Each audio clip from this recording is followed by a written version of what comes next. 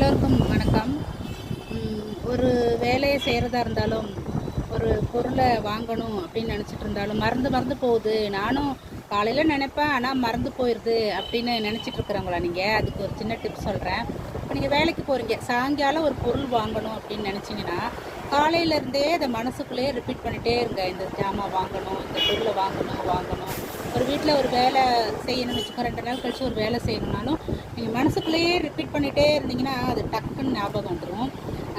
முக்கியமாக இன்னொரு ஞாபகம் வர்றது என்னென்னா, நாளைக்கு ஒரு 5 மணிக்கு எந்திரிக்கணும்னு வச்சுக்கோங்க, அலாரமே வைக்க வேண்டாம். நீங்கள் படுத்த உடனே அப்படியே 5 மணிக்கு எந்திரிக்கணும்னு நீங்கள் நினச்சிட்டே இருந்தீங்கன்னா கரெக்டாக வாட்ச் தப்பு பண்ணாலும் பண்ணலாம், நீங்கள் கரெக்டாக எந்திரிச்சிருவீங்க. அலாரம் வைக்க வேண்டிய அவசியமே இல்லை.